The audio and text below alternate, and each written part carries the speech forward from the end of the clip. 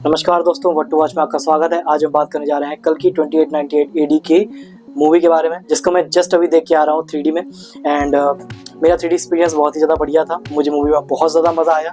VFX की बात कर लो, बैकग्राउंड म्यूजिक की बात कर लो, ओवरऑल मुझे सब में बहुत ज़्यादा अच्छा लगा।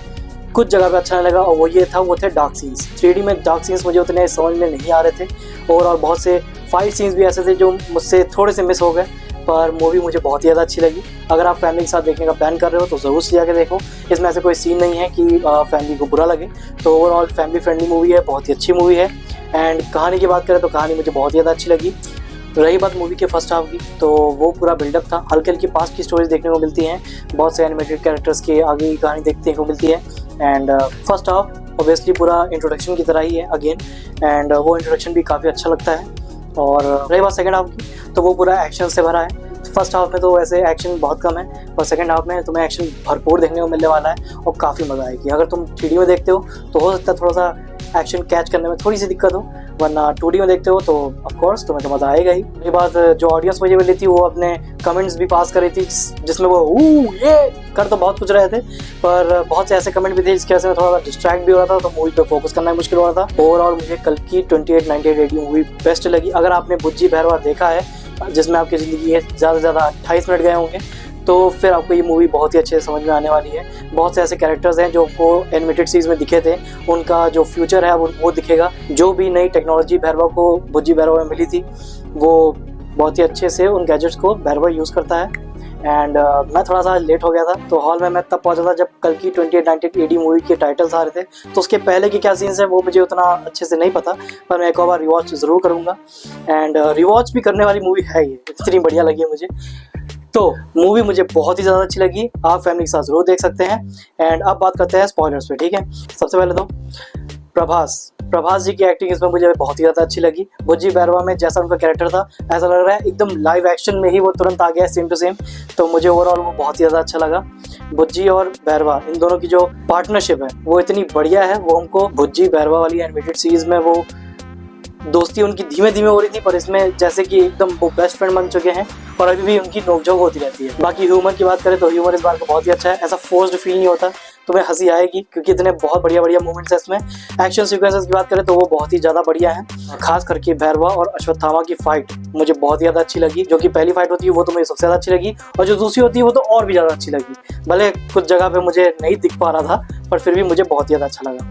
जितने भी अमीर लोग हैं वो कॉम्प्लेक्स में अपनी ज़िंदगी अच्छे से जी रहे हैं, और जितने भी गरीब है जिनके पास पैसा ऐसा नहीं है, उनसे उनकी नॉर्मल ज़िंदगी भी छीन ली गई है। वो इसमें दिखाया गया है। वो काफ़ी गुस्सा भी आता है कॉम्प्लेक्स के ऊपर, पर भैरवा को भी कॉम्प्लेक्स की सच्चाई पता नहीं है, तो एंड तक यही रट लगाया कि उसको कॉम्प्लेक्स तो जाना है और 1 मिलियन की बाउंटी पानी है बस।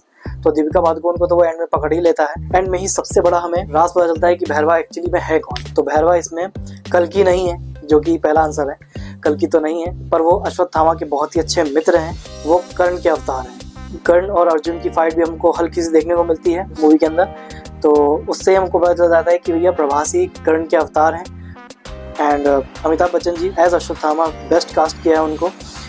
वो जिस हथियार से लड़ाई करते हैं वो कर्ण जी का है, और वो हथियार जब प्रभास के हाथ में आता है तो उनके अंदर कर्ण के लड़ने का स्टाइल आ जाता है, और उसी की तरह ही लड़ाई करते हैं, और इन भाई साहब को वो हरा भी देते हैं। जो कि सुमति दीपिका पादुकोण को लेके जा रहे होते हैं। भैरवा इनको जान से मारने के बाद भैरवा सुमति को लेके जा ही रहा होता है कि तभी बुज्जी भैरवा को याद दिलाती है कि ये तुम क्या कर रहे हो, भूल गए 1 मिलियन बाउंटी, कॉम्प्लेक्स। एकदम से प्रभास के अंदर चेंज आता है, जिसमें वो कर्ण से सीधे भैरवा बन जाते हैं। सही टाइम आता है तो भैया वापस से बुज्जी भैरवा सुमति को लेके निकल जाते हैं, क्योंकि उन दोनों का प्लान अभी भी वही है, कॉम्प्लेक्स जाना। उनको सच्चाई नहीं पता कॉम्प्लेक्स की क्या है, पर मुझे लग रहा है जब उनको पता चलेगी तब वो ज़रूर अगेंस्ट होंगे, ऐसा मेरा मानना है। बाकी अब देखते हैं क्या होता है। रही बात कैमियोज की, तो हमें SS राजामौली भी इसमें देखते हैं, जो प्रभास को पकड़ने आए होते हैं, तो उसको पकड़ नहीं पाते, तो गुस्से में कहते हैं कि अगली बार मैंने अगर तुम्हें देख लिया तो मैं तुम्हें 10 साल के लिए अपने पास कैद कर लूँगा। तो वैसे उनके बारे में ज़्यादा कुछ नहीं पता चलता है उस सीन में, पर ये उनका भी कैमियो था इसमें। And Disha Patani as Roxy, इसमें लव इंटरेस्ट है भैरवा का, पर हम लोग जानते हैं भैरवा का रियल लव इंटरेस्ट कॉम्प्लेक्स है। तो ज़्यादा वो दिशा पटानी पे ध्यान देता नहीं है। जब दिशा पटानी अका रॉक्सी जब भैरवा से वादा करती है कि वो उसको कॉम्प्लेक्स ले जाएगी, तो वो 3 मैजिकल वर्ड्स भी कह ही देता है। खैर तो वहाँ पे जाके वो एक्सप्लोर करता है कॉम्प्लेक्स कैसा है, कॉम्प्लेक्स की दुनिया क्या है। उसके लिए फिर भैरवा और भी ज़्यादा क्रेजी हो जाता है, मतलब कि अब तो चाहिए ही चाहिए। दुर्गा सलमान भी इसमें है जो कि भैरवा के एज अ कैप्टन इसमें उसको सिखाते हैं कैसे लड़ाई करना है, कैसे अच्छा बाउंटी हंटर बने, वो चीज़ें सिखाते हैं। उनका भी इस मूवी में एक सपना होता है कॉम्प्लेक्स जाने का, जो कि पूरा नहीं हो पाता है। वो सोचते हैं कि भैरवा को अगर वो भेज देंगे तो वहाँ वो जा सकते हैं, पर भैरवा उन्होंने रिवर्स कर देता है इसमें भैरवा के कैप्टन ही अरेस्ट हो जाते हैं। पर फिर भी भैरवा भी उसी ही बात पे चल रहा है जिसको कॉम्प्लेक्स में जाना है, पर मौका नहीं मिल रहा है। एंड मृणाल ठाकुर भी इसमें है, जिनको सबसे पहले हमें दिखाया जाता है शुरुआती में ही, जो कि प्रेग्नेंट होती हैं। एंड उनको चेक किया जाता है एक मणि से, अगर वो मणि चमकेगी तो समझ में आ जाएगा कि भगवान ही है उनकी कोख में, पर ऐसा नहीं होता। तो फिर वहाँ पे भी फाइट हो जाती है रेडर्स और रेबल्स के बीच में, जिसमें मृणाल ठाकुर पकड़ी जाती हैं और फिर उनको मार देते हैं ये भाई साहब। इन पे बहुत गुस्सा आती है पूरे, मतलब कुछ जगह पे जोक्स भी अच्छे मारते हैं पर इन पे गुस्सा बहुत आती है, क्योंकि ये भी कुछ कम इविल नहीं है। एंड मूवी के मुझे फाइट सीन्स बहुत ज़्यादा अच्छे लगे, गाने बहुत अच्छे हैं, खास करके महाभारत वाले सीन वो मास्टरपीस हैं। मैं चाहूँगा अगर आगे जाके महाभारत पे कोई मूवी बनती है तो ज़रूर ऐसी बने। जितने भी महाभारत के सीन दिखाए गए हैं वो सब ब्यूटीफुली क्राफ्टेड हैं, वो सीन मुझे सबसे ज़्यादा अच्छे लगे इस मूवी के। एंड अब रही बात ब्रह्मानंदन जी की, तो उनकी एक्टिंग मुझे बहुत ही बढ़िया लगी एज अ लैंडलॉर्ड। वो काफ़ी ज़्यादा परेशान थे, बुज्जी भैरवा वाली एनिमेटेड सीरीज में भी वो काफ़ी ज़्यादा परेशान थे एज अ लैंडलॉर्ड भैरवा से। एंड इस मूवी में भी वो अपनी फ्रस्ट्रेशन दिखाते हैं, उनको रेंट ना एनिमेटेड सीरीज में मिला और ना अब मिला है। एनिमेटेड सीरीज वैसे 2896 में टेक प्लेस करती है, और रही बात मूवी की तो ये एनिमेटेड सीरीज की जस्ट 2 साल बाद टेक प्लेस कर रही है, जिसमें अभी भी ब्रह्मानंदन जी को रेंट नहीं मिला। एंड रही बात सुप्रीम यास्किन की, तो वो अपने कॉम्प्लेक्स के अंदर फर्टाइल औरतें जो अच्छे बच्चों को जन्म दे सकती हैं, उनको वो कैद करके रखता है। एंड उनको वो 150 दिन के लिए कैद करके रखता है, जिसमें बाद में उनकी टेस्टिंग होती है, जिसमें सुप्रीम यास्किन का डीएनए और अनबॉर्न बेबी के डीएनए से मैच कराया जाता है, जिसमें अगर मैच सक्सेसफुल होता है तो उसी बच्चे को ही उस माँ से ले लिया जाता है। शायद इसी प्रोसेस को ही प्रोजेक्ट के कहते हैं, अगर मैं सही हूँ तो मुझे कमेंट्स में ज़रूर बता देना। एंड बाकी तो वैसे हमें क्लियर ज़्यादा नहीं किया गया कि प्रोजेक्ट की अभी भी क्या है, पर वो शायद पार्ट 2 में रिवील होगा। कमल हसन जी के सीन हमें वैसे बहुत ही कम देखने को मिले मूवी के अंदर, पर जितने भी देखने को मिले वो काफ़ी टेरिफाइंग थे। देख के पता चलता है कि ये कैरेक्टर काफ़ी ज़्यादा शक्तिशाली है। अगर इसको कल्कि की पावर्स मिल गई, अगर इसको कल्कि मिल गया तो ये बहुत ही ज़्यादा खतरनाक विलन बन सकता है। वैसे अभी भी खतरनाक है ये, पर अगर कल्कि इनको मिल जाता है पार्ट 2 या आगे वाली जो भी मूवीज़ आने वाली हैं, तो बहुत बड़ी डिस्ट्रक्शन होने वाली है। पर जब सुमति की बारी आती है, 150 दिन पूरे हो चुके होते हैं, तो हमें पता चलता है कि जो बच्चा है, जो अनबॉर्न बेबी है, वो एक्चुअली उसका कोई फ़ायदा नहीं है। जितनी भी फर्टाइल वुमेन होती है उन सबको वो कैद करके कॉम्प्लेक्स में रखते हैं, और उनका ख्याल अच्छे से नहीं रखा जाता, वो साफ साफ दिखाई देता है। पर उनको रखा इसलिए जाता है जिससे कि जिस भी अनबॉर्न बेबी को वो लोग एक्सपेरिमेंट से उनके कोख में डाल रहे हैं, मतलब इनका कोई फादर नहीं है, एक्सपेरिमेंट के थ्रू ही सारे बेबीज़ बन रहे हैं, तो उन बेबीज़ के डीएनए से सुप्रीम यास्किन के डीएनए को मैच कराया जा रहा है। और उस मैच में अगर वो परफेक्ट हो जाते हैं तो आगे जाके इस चीज़ का सुप्रीम यास्किन कैसे यूज़ करता है वो हमें तो आने वाली मूवीज़ में देखने को मिलेगा।